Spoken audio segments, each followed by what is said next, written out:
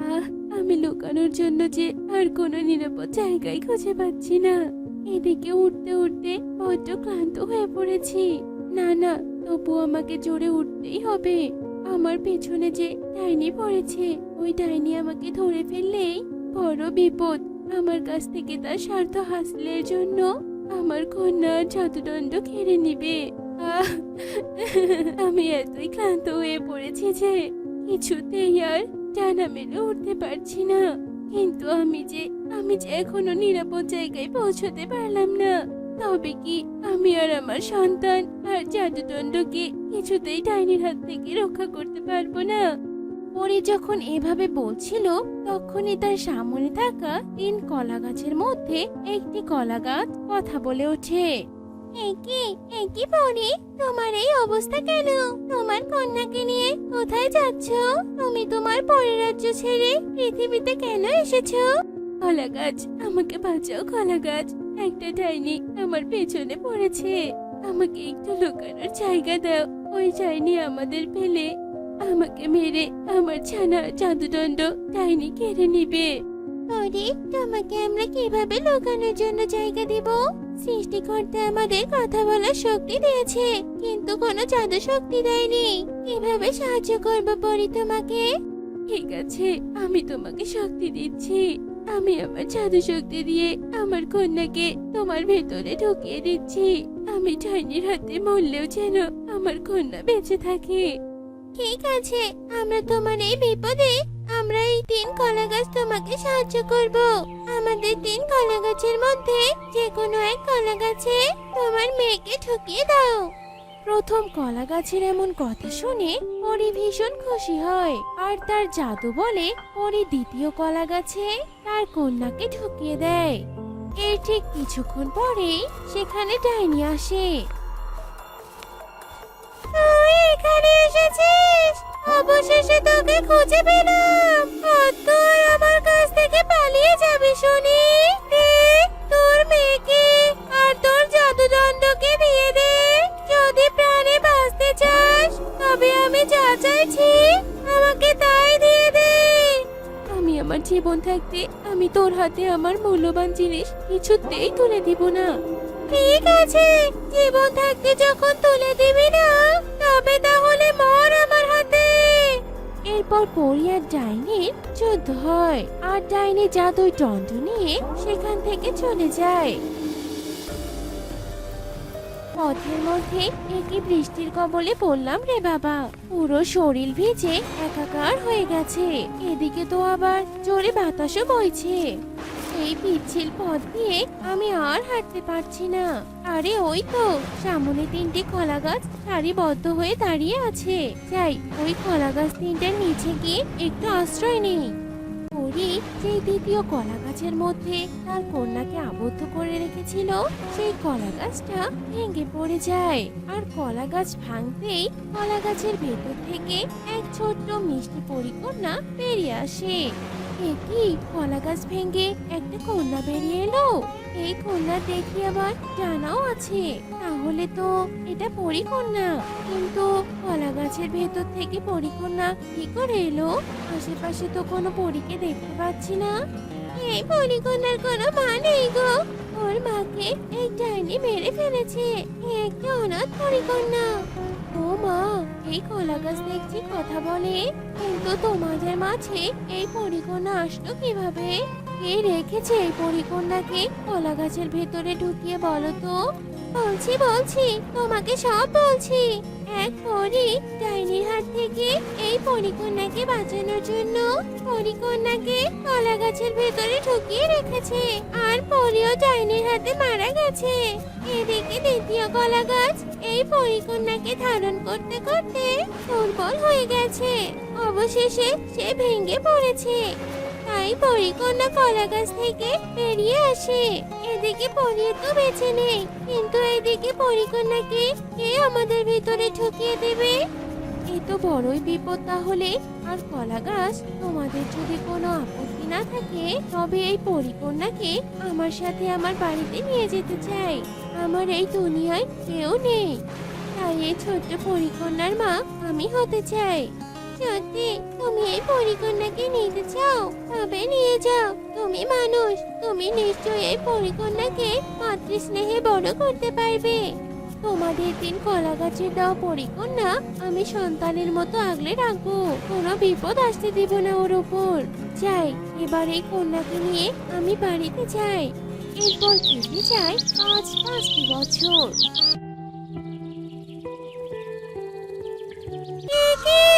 এতক্ষণ ধরে আমি জাদুর দণ্ড দিয়ে জাদু করার চেষ্টা করছি, কিন্তু হঠাৎ আজ এই জাদু দণ্ডের কি হলো? কোনো কাজ করছে না কেন? হ্যাঁ, বুঝতে পেরেছি। এই জাদু দণ্ড কেন কাজ করছে না? তার মানে পরিকন্যা বেঁচে আছে, আর তার 5 বছর পূর্ণ হয়েছে। পরিকন্যার 5 বছর পূর্ণ হতে এই জাদুদণ্ডের শক্তি সব পরিকন্যার কাছে চলে গেছে। ইস, আমি কি যে ভুল করেছি! জাদুদণ্ড নেওয়ার লোভে পরিকন্যাকে নেওয়ার কথা একদম ভুলে গিয়েছিলাম। এবার পরিকন্যার খোঁজ করতে হবে আমাকে। খেয়ে নে মা, খেয়ে নে, আর ঝামেলা করিস না। সবগুলো খাবার খেলে আজ তোকে ঘুরতে নিয়ে যাব। সত্যি তুমি আমাকে ঘুরতে নিয়ে যাবে? তবে যাও, আমাকে ভাত খেয়ে দাও। যা ভেবেছিলাম তাই। এই পরিকন্যা বেঁচে আছে, তোকে আর বাঁচিয়ে রাখবো না আমি। তুই বেঁচে থাকলে এই জাদুর দণ্ড কিছুতেই কাজ করবে না। আমি আসছি পরিকন্যা, তোকে ধ্বংস করার জন্য আসছি।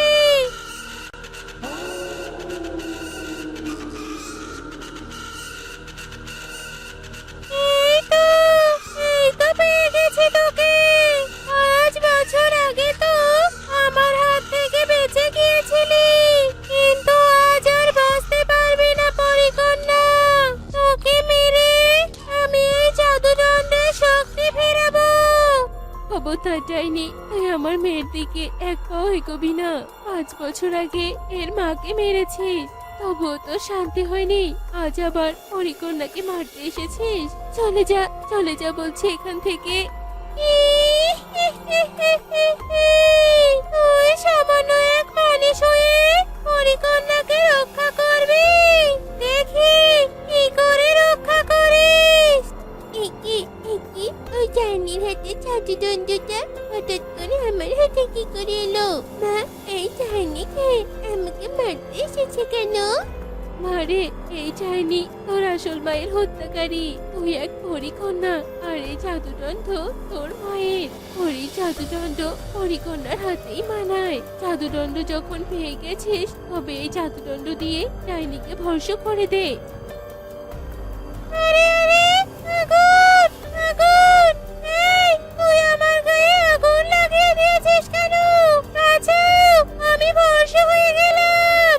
পরিকন্যা, তুই পেরেছিস। তুই তোর মায়ের মৃত্যুর প্রতিশোধ নিতে পেরেছিস। পরিকন্যা, তুই তোর মায়ের জাদুই দণ্ড পেয়েছিস। তুই কি তাহলে এবার তোর পরিরাজ্যে চলে যাবি রে মা? আমাকে ছেড়ে বল। মা, আমি তোমাকে ছেড়ে কোথাও যাব না। যতই আমি আমার আসল মায়ের জাদুদণ্ড ফিরে পাই না কেন, আমি তোমার কাছে বড় হয়েছি, আমি তোমার কাছেই থাকবো মা। এই বলে পরিকন্যা কবিতাকে জড়িয়ে ধরে। তো বন্ধুরা, আজকে আমাদের গল্পটি তোমাদের কাছে কেমন লেগেছে তা কমেন্টে জানাতে ভুলো না কিন্তু। যা যা এখান থেকে, যা বলছি। আমি কিন্তু এক্ষুনি মালিককে ডাকবো। তুই তোর মালিককে ডাকবি? তবে ডাক, আমি আমার পেশটাতে তোকে এক্ষুনি দংশন করে পালিয়ে যাব। যদি তুই মরতে না যাস তাহলে একদম চুপচাপ থাক। আমাকে যে এক্ষুনি সাপের কথা মানতেই হবে, নইলে সাপ যে আমাকে ওর বিষাক্ত দাঁত দিয়ে ছোবল দেবে, তারপর তো আমি মরেই যাব। গাভী আর কোনো কিছুই বলে না। এরপর সাপটার তৃপ্তি মতো দুধ খেয়ে সেখান থেকে চলে যায়। হ্যাঁ গো, তোমার তো দেখছি কোনো কাণ্ডজ্ঞানই নেই। বেলা গড়িয়ে গেছে, আর তুমি কিনা এখনো পড়ে পড়ে ঘুমোচ্ছ। আহা গিন্নি, তুমি এভাবে চেঁচাচ্ছ কেন বলো তো? আমাকে একটু শান্তি মতো ঘুমোতে দাও তো। যাও এখান থেকে, আর আমাকে একটু শান্তি করে ঘুমোতে দাও। ও, তার মানে তুমি এখন ঘুমাবে, তাই তো? দাঁড়াও, তোমার ঘুমানো আমি বের করছি।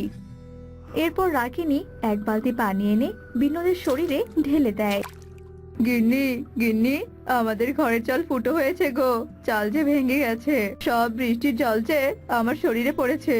এ কি, এ কি, বৃষ্টি কোথায়? বৃষ্টি তো নেই, তাহলে আবার আমার শরীরে জল পড়লো কোথা থেকে? কোথা থেকে আবার? এই যে আমার হাতে থাকা বালতি থেকে জলগুলো সোজা তোমার মুখে পড়েছে গো। তুমি আমার এত ভালো ঘুমটা একদম নষ্ট করে দিলে। কত সুন্দর স্বপ্ন দেখছিলাম। ওগুলো স্বপ্ন নাকি দুঃস্বপ্ন তা তোমার কাছে রাখো। এই নাও বালতি, যাও গিয়ে দুধ দহন করে নিয়ে এসো। সেগুলো আবার বাজারে বিক্রি করতেও যেতে হবে। সকাল বেলা কিনা হাতে বালতি ধরিয়ে দিলে, বউ তো নয়, যেন বাঘিনী। হ্যাঁ হ্যাঁ, আমি শুধু বাঘিনী নই, আমি রাগিনী। বাবা মার দেওয়া নাম আমার। যাও তো এখন। বিনোদ বালতি নিয়ে দুধ দহন করতে আসে, কিন্তু এক ফোঁটাও দুধও বের হয় না। হ্যাঁ রে লালি, বউয়ের মতো কি তুইও আমার সঙ্গে রাগ করেছিস নাকি বলতো? তোর বাটে তো এক ফোঁটা দুধও নেই। ব্যাপারটা ঠিক কি হলো? এমন তো কখনো হয় না। কি গো, তোমার দুধ দোয়ানো হলো? এ কি গো, বালতি তো একদম ফাঁকা। তুমি বুঝি এখনো দুধ দহন করনি? আরে গিন্নি, গাভীর বাটে যে এক বিন্দু দুধও নেই। মনে তো হচ্ছে আজ গাভীর খাওয়া হয়নি, তাইও দুধ দিচ্ছে না। যাও যাও, গাভীর জন্য খাবার নিয়ে এসো। এরপর রাগিনী গাভীকে খাবার দেয়। পরের দিন সকালবেলা সাপটি আবারও আসে, এরপর দুধ খেয়ে চলে যায়। হ্যাঁ গো, কদিন থেকে তো গাভীকে ভালোই খাওয়ালাম, রাতেও তো ঠিকঠাক মতোই খাওয়ালাম। তাহলে কদিন থেকে গাভীটা দুধ দিচ্ছে না কেন? মনে হচ্ছে আমাদের গাভীর দুধ কেউ চুরি করছে, নইলে গাভী কেন দুধ দেবে না? এভাবে প্রতিদিন সাপ দুধ খেয়ে যেত। এদিকে বিনোদা রাগিনী সকাল করে এক ফোঁটা দুধও পেত না। এভাবে তো আর চলতে দেওয়া যায় না। কে এই দুধ চোর? আমাদের তাকে খুঁজে বের করতেই হবে। মা, ও মা, তুমি কাকে খুঁজে বের করবে গো? বাবা, ও বাবা, মা কি সব বলছে? আমরা কাল তিনজন মিলে দুধ চোরকে ধরবো রে বা। তোর মাঝে সেসবই বলছিল। এ কে মজা, কে মজা, চোর ধরবো, চোর ধরবো।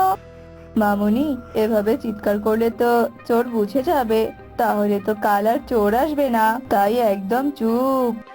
হয়েছে, অনেক হয়েছে, এবার চলো তো, ঘরে চলো। এভাবেই তারা সবাই ঘরে চলে যায়। পরের দিন সকালবেলা, আর একটু সামনে যেতে হবে রে, চল। কিন্তু আমরা যাচ্ছি কোথায়? মাকে তো বলেও আসেনি, মা তো চিন্তা করবে নাকি? তোর তো দেখছি সবকিছুতেই ভয়। আজ আমি তোকে একটা মজার খাবার খাওয়াবো। কি রে, তুই এদিকে আয়, দুধ খা। এই গাভীর দুধ খেতে খুবই সুস্বাদু। আয় আয়, এখানে আয়। কিন্তু তুই তো দুধ চুরি করে খাচ্ছিস, তুই জানিস না চুরি করা মহাপাপ? মা বলেছে আমাদের সঙ্গে যদি কেউ কোনো অন্যায় না করে তবে তার কোনো ক্ষতি করাও ঠিক নয়। তুই তোর এসব জ্ঞান রাখতো, খেতে হলে খা, নইলে পাহারা দে। এদিকে বিনোদা রাগিনী এসে সাপকে দেখে ফেলে। ও আচ্ছা, এরাই তবে দুধ চোর। আমার গাভীর দুধ তাহলে এতদিন ধরে এই দুটো সাপই দহন করে খেয়েছে। তবে রে, দেখাচ্ছে মজা। রাগিনী পাশে থাকা একটি লাঠি নিয়ে আসে আর লাঠি দিয়ে সাপ দুটোকে আঘাত করতে থাকে। এরপর প্রথম সাপটি পালিয়ে যায়, কিন্তু দ্বিতীয় সাপটা আর পালাতে পারে না। আমাকে তুমি মেরো না, আমি তো তোমার গাভীর দুধ চুরি করে খাইনি। আমাকে তুমি বিশ্বাস করো, মেরো না আমাকে। রাগিনী সাপের কোনো কথাই বিশ্বাস করে না আর সাপকে মারতে মারতে এক পর্যায়ে মেরেই ফেলে। এটা তোমরা কি করলে? তোমরা কিনা নাগরানীর মেয়েটাকে মেরে ফেললে? ও তো সত্যিই কোনো দোষ করেনি। দুধ চোর তো ওই সাপ যে কিনা পালিয়ে গেছে। বিনা দোষে সাপের কথা না শুনে তোমরা কিনা সাপটাকে মেরে ফেললে। গিন্নি, পাখির কথা যদি সত্যি হয় তবে তো আমরা বড্ড অন্যায় করে ফেলেছি গো।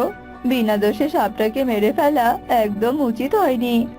সাপটাকে মারার পর বিনোদা আর রাগিনী দুজনেই ভীষণ অনুতপ্ত ছিল। নাগরানী, নাগরানী, তোমার মেয়েকে ওই গোয়ালা আর গোয়ালিনী মেরে ফেলেছে গো। তোমার মেয়ে যে আর বেঁচে নেই। কি সব বলছিস? আমার মেয়েকে মেরে ফেলেছে? আমি ওদের ছাড়বো না। এরপর নাগরানী গোয়ালা আর গোয়ালিনীর বাড়িতে যায় আর নিজের সন্তানের মৃতদেহ মাটিতে দেখে ভীষণ কাঁদতে থাকে। তোরা কিনা আমার কোল থেকে আমার সন্তানকে কেড়ে নিয়েছিস, আমিও তোদের কোল থেকে তোদের সন্তানকে কেড়ে নেব। নাগরানী বিনোদা রাগিনীকে কিছু বলার সুযোগ না দিয়ে তাদের ছোট্ট মেয়েকে দংশন করে। আপনি কি করলেন নাগরানী? আমার মেয়েটাকে আপনি দংশন করলেন। আমরা তো না বুঝে আপনার মেয়েকে মেরেছি। আমরা ভেবেছিলাম আপনার মেয়ে হয়তো আমাদের গাভীর দুধ চুরি করে খেয়েছে, তাই তো আমরা আপনার মেয়েকে হত্যা করেছি। জেনে বুঝে আমরা কোনো অন্যায় করিনি। কি সব বলছিস তোরা? তোদের গাভীর দুধ চুরি করে খেত? তোরা কিনা না বুঝে মেরেছিস? দাঁড়া, আমি সবটা দেখছি। তোরা যা বলছিস সবই সত্যি। একটা ভুল বোঝাবুঝির জন্য আমার সন্তানকে প্রাণ দিতে হয়েছে। তবে আমি ওই দুচ্চোর সাপকে কিছুতেই ছাড়বো না, যার জন্য আমার ছানার প্রাণ চলে গেছে। দয়া করুন নাগরানী, আপনি আমার মেয়েটাকে সুস্থ করে দিন। আমার মেয়েটা তো কোনো অন্যায় করেনি। আপনি আমাকে মেরে ফেলুন, তবু আমার মেয়েটাকে সুস্থ করে দিন। এই যে সম্ভব নয়, কারণ আমি কাউকে দংশন করলে সেই বিষ আর কখনো তুলে নিতে পারি না। তবে কি আমার মেয়েটা আমার চোখের সামনেই মরে যাবে? না না, এটা আমি কিছুতেই সহ্য করতে পারবো না। নাগরানী, আপনার দুটো পায়ে পড়ি, তবুও আমার সন্তানকে আপনি ভালো করে দিন। বিষ তোলার একটা উপায় আছে। কি উপায় আছে আপনি বলুন? আমার সন্তানকে ভালো করতে আমি সব করতে পারি। এখান থেকে দক্ষিণে নাগরাজ্যে একটা নীল সরোবর আছে। সেই সরোবরে একটা নীল পদ্ম আছে। সেই পদ্ম তোর মেয়েকে রস করে খাওয়ালেই তোর মেয়ের বিষ কেটে যাবে আর ও আবারও সুস্থ হয়ে উঠবে। কিন্তু কিন্তু কি নাগরানী, বলুন বলুন আমাকে। তোর মেয়ে হয়তো বেঁচে যাবে ঠিকই, কিন্তু 20 বছর হতেই ও আবারও সাপে পরিণত হবে। কি? আমার মেয়ে কিনা সাপ হবে? সে যাই হোক, কিন্তু তবুও তো আমার মেয়েটা বেঁচে থাকবে। আমি আমার মেয়েকে বাঁচাবো। রাগিনী আর কোনো কিছু না বলে দক্ষিণের দিকে রওনা দেয় আর অনেক পথ অতিক্রম করে নীল সরোবরে পৌঁছায়। এরপর সে নীল পদ্ম নিয়ে বাড়িতে ফিরে আসে। এরপর তা রস করে তার মেয়েকে খাওয়ায়। মারে, মা আমার, তুই একদম সুস্থ হয়ে গেছিস। আমি তোর কিচ্ছুটি হতে দেব না। গিন্নি, 15 বছর পর কি হবে সেটা কি একবার ভেবেছো? আমি অন্য কিছু ভাবতে চাই না, আমার মেয়েটা বেঁচে থাক, আমি শুধু সেটাই চাই। এ তো হয়ে গেছে। আজ যদি আমার একটা নাতি বা নাতনি থাকতো, সে এইসব কাজ করতো। কিন্তু পোড়া কপাল, আমার কপালে একটা নাতি নাতনিও নেই। তোমাদের বিয়ে হয়েছে 6 বছর হলো, তুমি তো একটা সন্তানও জন্ম দিতে পারলে না। আর 6 বছরে অন্যের ঘরে পুরা কাবাডি টিম হয়ে যায়। বুঝতে পেরেছো? মা, আপনি এভাবে বলছেন কেন? আমার কি মা হতে ইচ্ছে করে না বলুন? সন্তানের মুখে মা ডাক শুনতে তো আমারও ইচ্ছে হয়, কিন্তু কি করব বলুন? সন্তান হওয়া আর না হওয়া তো কারো হাতে নেই। হয়েছে, থাক, আর বড় বড় কথা বলতে হবে না। এখন পান খাওয়াবে কিনা সেটা বলো। একটা কথা বলে তো শান্তি পাওয়া যায় না। হ্যাঁ মা, দাঁড়ান আপনি, আমি এক্ষুনি এনে দিচ্ছি।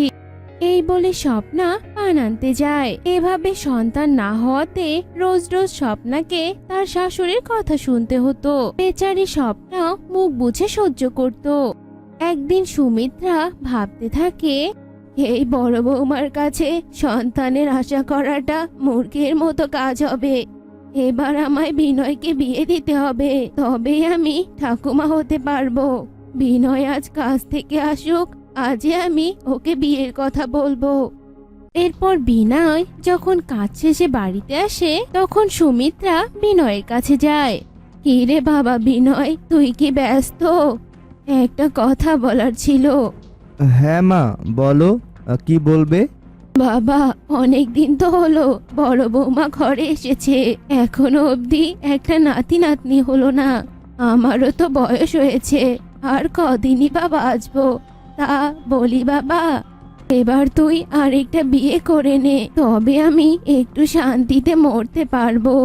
ঠিক আছে মা, তুমি যখন বলছো তবে আমি বিয়ে করব, কিন্তু এরপর যেন এরকম কথা আর না শুনি। এরপর সুমিত্রা দীপা নামে এক মেয়ের সাথে নিলয়ের বিয়ে দেয়। শোনো বড় বৌমা, তুমি ভালো করে ছোট বৌমার খেয়াল রাখবে, ওকে সবকিছু বুঝিয়ে দিবে। কেন মা, আমি কেন ওর খেয়াল রাখতে যাব? আমি কি চাকরানি নাকি? এভাবে কথা বলছো কেন? ও আমাকে নাতি নাতনি দেবে, তাই তুমি ওর খেয়াল রাখবে। তুমি তো আর পারলে না। চলো ছোট বৌমা, ঘরে চলো তুমি। এরপর সুমিত্রা ছোট বউকে নিয়ে ঘরে যায়, আর স্বপ্না এ দেখে হিংসে করতে থাকে। আর এরপর থেকে স্বপ্না দীপাকে হিংসে করতে থাকতো আর খারাপ ব্যবহার করত, কিন্তু দীপা তার কোনো প্রতিবাদ করত না। দীপা ছিল অনেক ভালো মনের মানুষ, সে বাড়ির সবাইকে অনেক ভালোবাসতো। এভাবে কয়েক মাস কেটে যায়।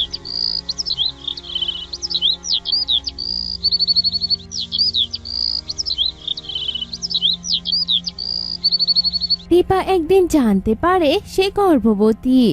মা, আমি সন্তানের মা হতে চলেছি। আপনার স্বপ্ন এবার পূরণ হতে চলেছে মা, আপনি ঠাকুমা হবেন। তুমি সত্যি বলছো বৌমা? আজ আজ আমি অনেক খুশি। আমার বংশের প্রদীপ আসতে চলেছে, কি যে আনন্দ হচ্ছে আমার। শোনো বৌমা, আজ থেকে তুমি বাড়ির কোনো কাজ করবে না। বড় বৌমা, তুমি আজ থেকে ছোট বৌমার খুব ভালো করে খেয়াল রাখবে, ওর যত্ন নেবে, ওর বিন্দু মাত্র যেন অসুবিধা না হয়। পারবো না আমি কি এবারে দাসী বান্ধে এসেছি নাকি?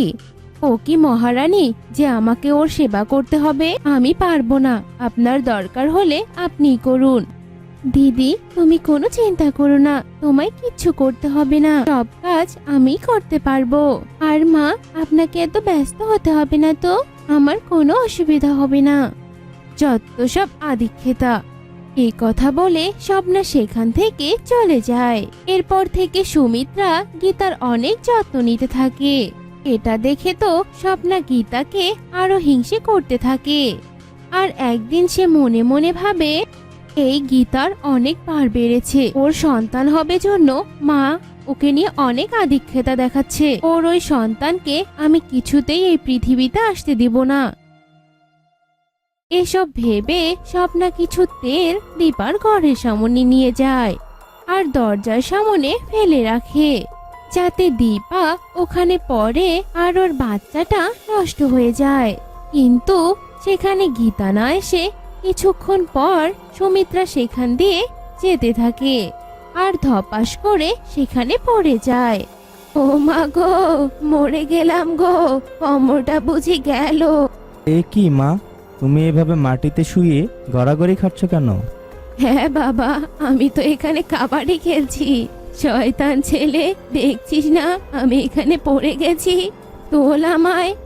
এরপর বিনয় সুমিত্রাকে মাটি থেকে তোলে, আর এদিকে স্বপ্না মনে মনে বলতে থাকে, ইস, একটুর জন্য বেঁচে গেল। তাকে ফেলতে চাইলাম আর কে পড়লো। ঠিক আছে, পরে তোকে দেখে নেব।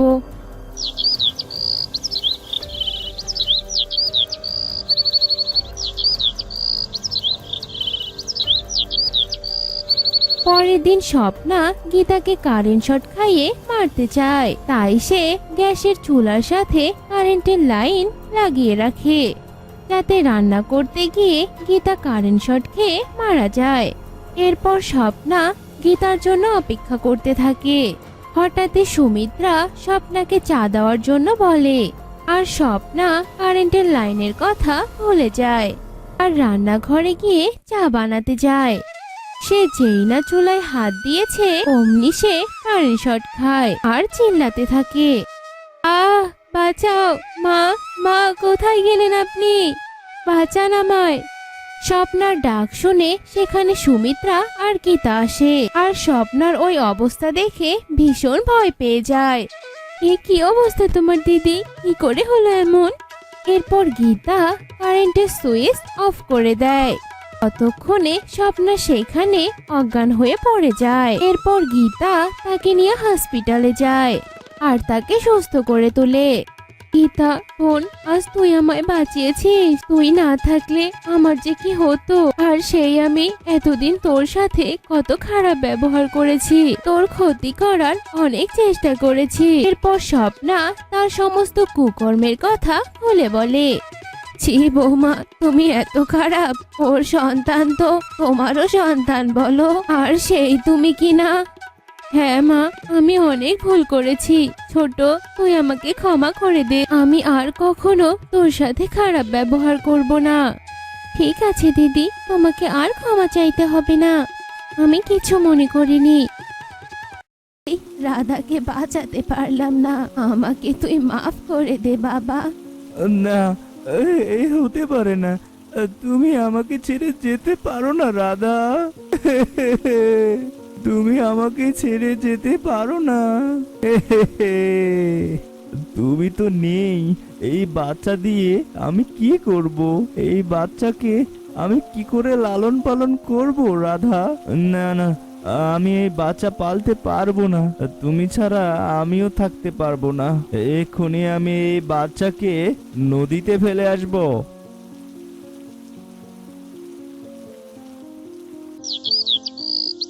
এখন আর কেঁদে কি হবে দাদা? চলো বাড়িতে চলো। আমার যে সবকিছু শেষ হয়ে গেল রে রমেশ। আমার আর কিছুই রইল না। এখন বাড়িতে চলো, তোমাকে যে আরো শক্ত হতে হবে দাদা, আবার ঘুরে দাঁড়াতে হবে। আমি পারবো না রে রমেশ, আমি পারবো না। তুই আমাকে এখানেই রেখে যা, আমি আমার রাধার কাছেই থাকতে চাই।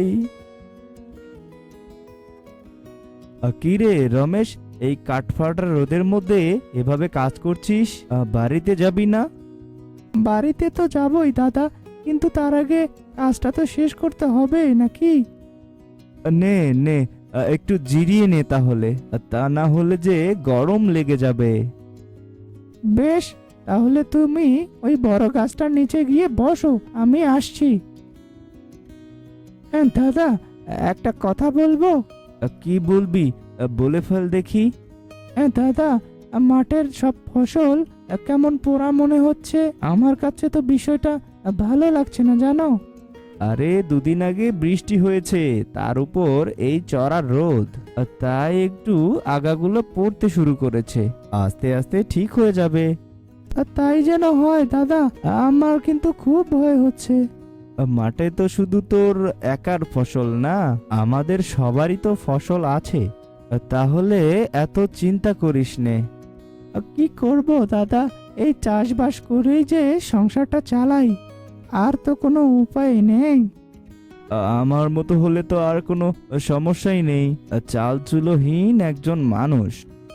আমি বলি কি দাদা, তুমি আর একটা বিয়ে করো, এভাবে আর কতদিন থাকবে? না রে রমেশ, আর বিয়ে করব না। আমার জীবনে আমি রাধাকে ছাড়া আর কাউকে ভাবতে পারি না। আচ্ছা দাদা, তা না হয় হলো, কিন্তু আমার একটা কথা মাথায় আসছে না। কি কথা বল দেখি। বৌদি তো গর্ভবতী ছিল, তাহলে বাচ্চাটা গেল কোথায়? তুই আবার ওসব কথা তুললি? আমি গেলাম, তুই বসেই থাক। কি গো, তুমি এত তাড়াতাড়ি মাঠ থেকে চলে আসলে যে? কাজ কি শেষ? আর বলো না গিন্নি, মাঠে যা ঠাটা পড়ার রোদ, এ রোদে বাইরে থাকা কষ্টকর গো। মাঠের কাজে তো এটুকু কষ্ট হবেই গো। ও গো, একটা কথা কি শুনেছো? কোনো কথাই তো শুনিনি, তবে সব কথাই শুনবো। তুমি আগে দুটো খাওয়ার ব্যবস্থা করো দেখিনি। ঠিক আছে, তুমি তাহলে হাত মুখ ধুয়ে এসে বসো, আমি খেতে দিচ্ছি। এবার বলো তো দেখি গিন্নি, তখন কি বলতে চাইছিলে? শুনলাম নদীর ওপারে গায়ে নাকি সব চাষিদের ফসল পড়ে যাচ্ছে, সারা গ্রাম হাহাকার করছে। কি বলো গিন্নি, আমি তো জানি না। তুমি জানবে কি করে? তুমি কি কোনো খোঁজ খবর রাখো নাকি? হায় হায়, তাহলে তো আজই ওপারে একবার যেতে হয়। মাধবটা কেমন আছে কে জানে। এই তো আমি বলে দিলাম বলে তোমার মাধব দাদার কথা মনে পড়লো। না না, বাড়িতে থাকা ঠিক হবে না। আমাকে এখনই একবার যেতে হবে।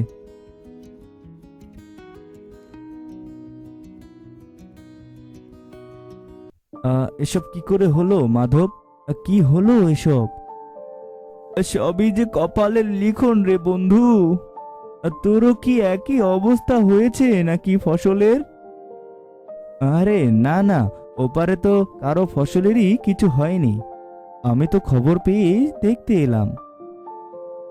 কি বলো বিনোদদা, নদীর ওপারে সব ফসল ঠিক আছে?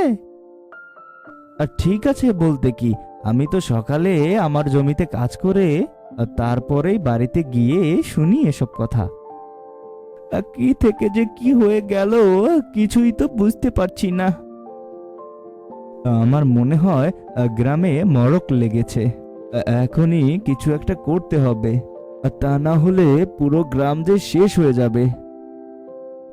আমারও তো তাই মনে হয় দাদা। কার জন্য হলো, কিসের জন্য হলো, সেটাও আমাদের খুঁজে বের করতে হবে। আমার জানাশোনা এক সাধু বাবা আছে। আমার মনে হয় তার কাছে গেলেই আমরা সব জানতে পারবো। না না, ওসব সাধু বাদুর কাছে গিয়ে কিছুই হবে না। যা করবার আমাদেরই করতে হবে। তুই বুঝতে পারছিস না মাধব, এছাড়া আর কারো কোনো পথ খোলা নেই। ঠিক আছে তাহলে, তোরা যা, আমি যাব না। আমি বরং বাড়িতে যাই। আরে দাইমা, তুমি হঠাৎ এতদিন পরে তা কি মনে করে আসলে? আর বলিস নে রে বাবা, শরীরটা যে এত খারাপ, কোথাও যেতে পারি না। তার ওপর গায়ের এ অবস্থা। বেশ বেশ, বসো তুমি একটু। না না, বসবো না। তুই একটু তোর মেয়েকে দেখাবি বাবা। মা মরা মেয়েটা কত বড় হয়েছে, সেটা দেখার জন্যই এত কষ্ট করে আসলাম আমি। কি হলো, নিয়ে আয় মেয়েটাকে। আসলে বুড়িমা, আমি তো মেয়েকে ওর নানি বাড়িতে রেখে এসেছি। তাই তাই তুমি অন্য দিন এসো, ঠিক দেখাবো।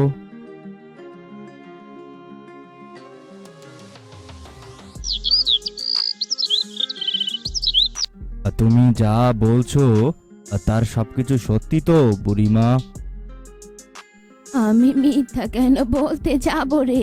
গায়ের মানুষের এ দুর্দিনে কি আমি কারোর সাথে মজা করতে পারি নাকি বল? আর ঠিক আছে, তাহলে আজই আমরা সবাই মিলে মাধবের বাড়িতে যাব। আমার মনে হয় মাধব মেয়েটাকে মেরে ফেলেছে, যার জন্য আজ গায়ের এ অবস্থা। আর তোমার কথা যদি সত্যি হয় বুড়িমা, তাহলে গায়ের সবাই তোমাকে অনেক উপহার দেবে, আর মাধবকে দেবে ওর পাপের শাস্তি। এখন তাহলে আমি যাই। আমি কিন্তু আমার কথা চিন্তা করে এখানে আসিনি, এই গায়ের মানুষের কথা ভেবেই এসেছি। আর ঠিক আছে বুড়িমা, আর তুমি কোনো চিন্তা করো না, আমি সবটাই দেখছি। ওরে বাপরে, দুষ্ট পাপী, একমাত্র ওই অধমের জন্যই আজ তোদের এই দুর্দশা। কে কে সেই পাপী বাবা? কে এমন কাজ করলো যার জন্য সারা গায়ের লোক না খেয়ে মরতে হচ্ছে?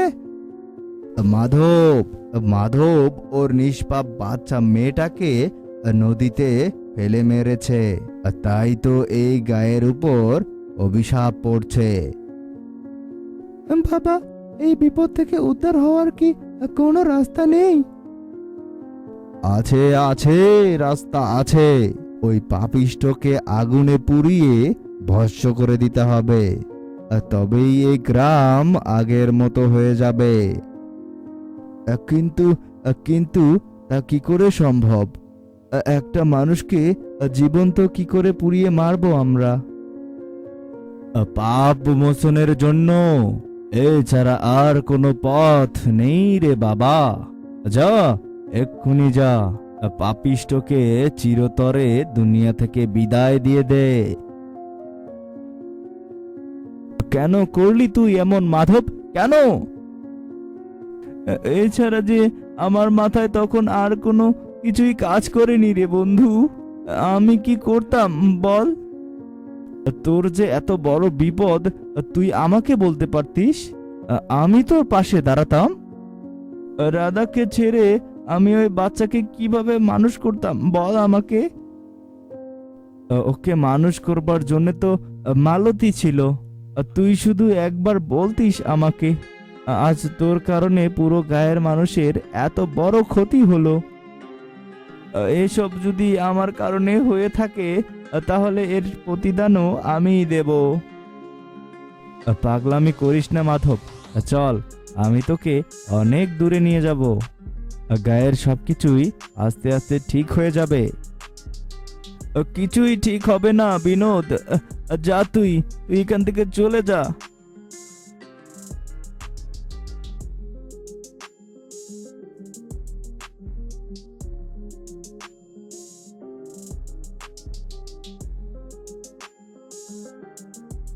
আপনাদের আর কিছুই করতে হবে না, যার ভুল সে নিজেই বুঝতে পেরেছে।